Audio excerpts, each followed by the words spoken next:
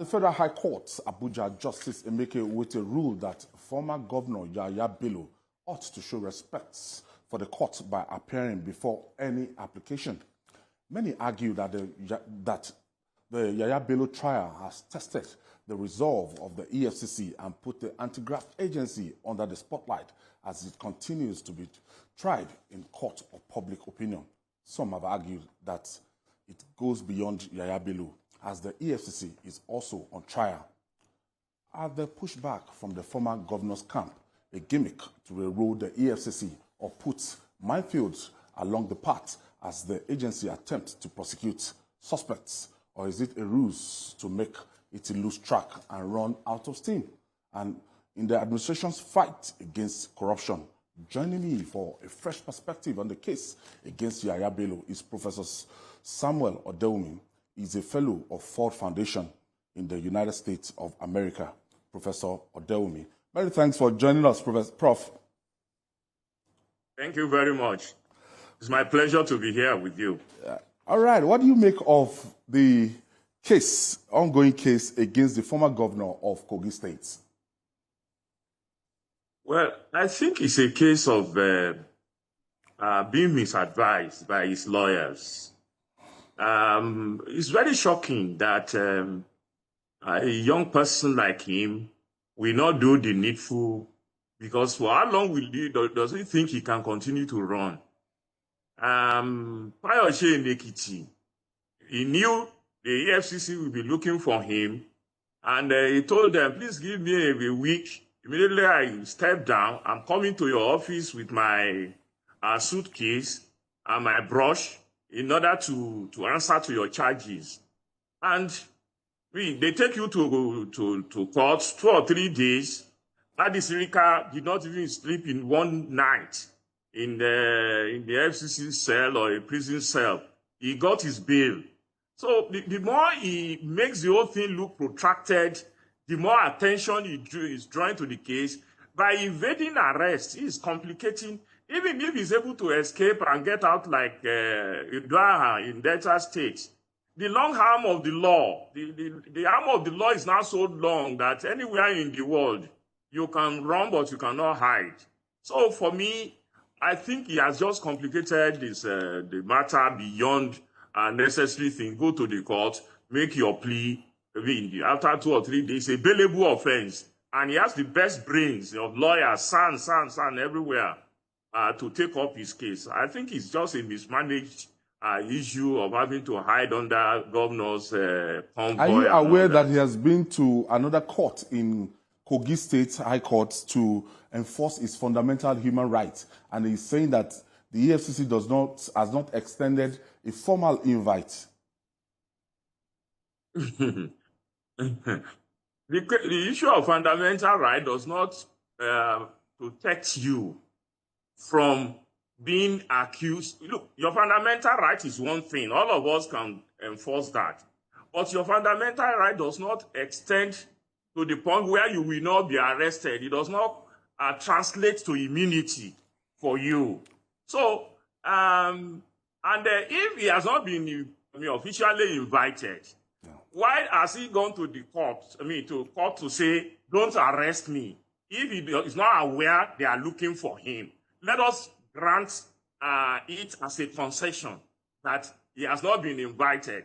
Then he ran to court and said, they should not invite me or they should not arrest me. It means you are aware they are looking for you. So all this subterfuge, for me, is making his case look bad. And you will realize that the court on Friday, I think this week, was very angry with him and said, look, you are a runaway from the court order. You are not obeying court order, yet you want courts to enforce orders that are beneficial to you. So I think the issue of fundamental human rights, it's one thing, but nobody can say, don't arrest me when you are guilty, because it is no longer your fundamental right to be arrested and when you are accused.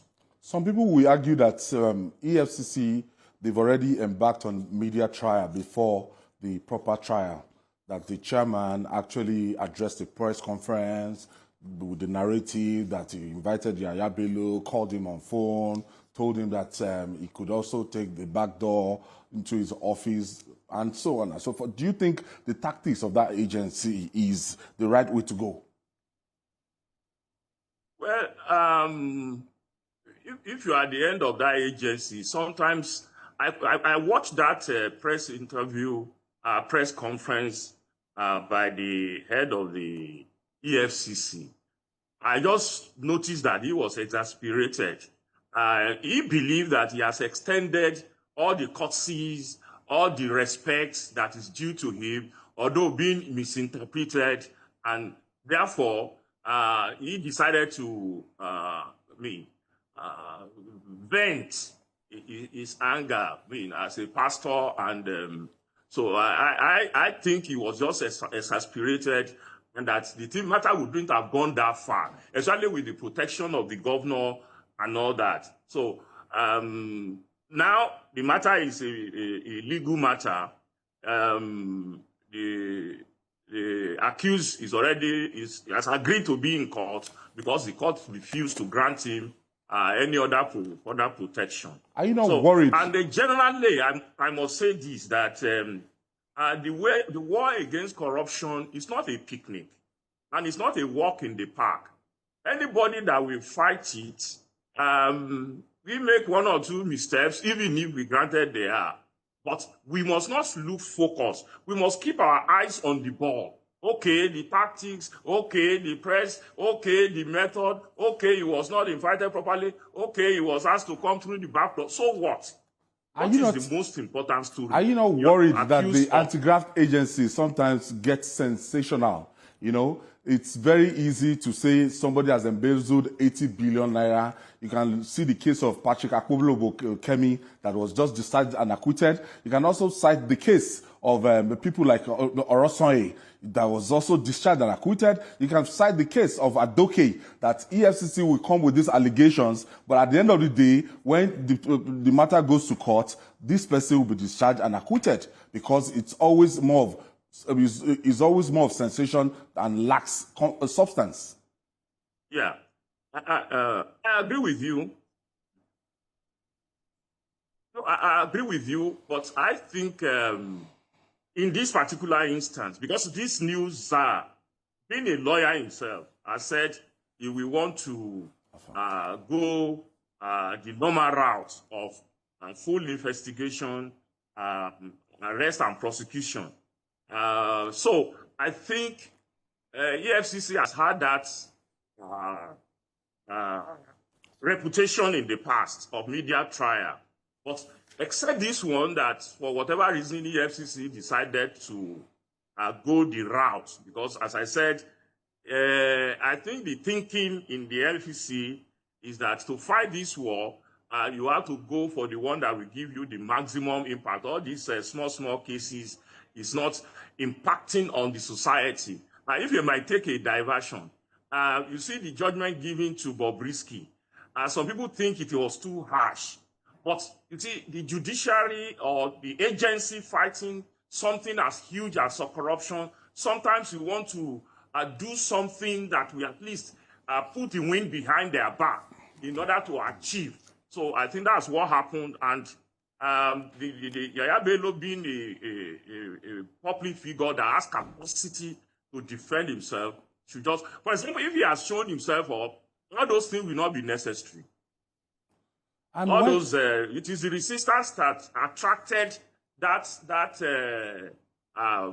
phosphorus attack or exposure or expose from the head of EFCC.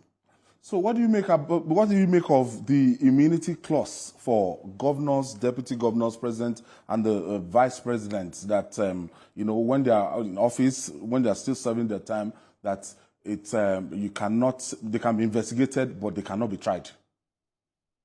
I agree with it. You see, it may sound to you as if people find it paradoxical that I will say immunity must stay. You know how frivolous we could be in approaching the court for everything. Millions of people have voted either Mr. President or the governor to do a 4-year job. And for example, They waited 4 years. Immediately, Yahaya Bello left. He is no more immune. So let him go and face his case. But when he had the responsibility of dealing with people, and his term cannot be extended because any lawyer that wants to be popular, that wants to play to the gallery, that wants to hold the media space, they will be taking the governor or the president to court every day. We should not go there.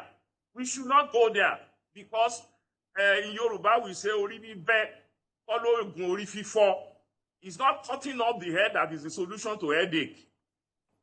So I believe sincerely that immunity must stay. You know our people. It's not an abuse.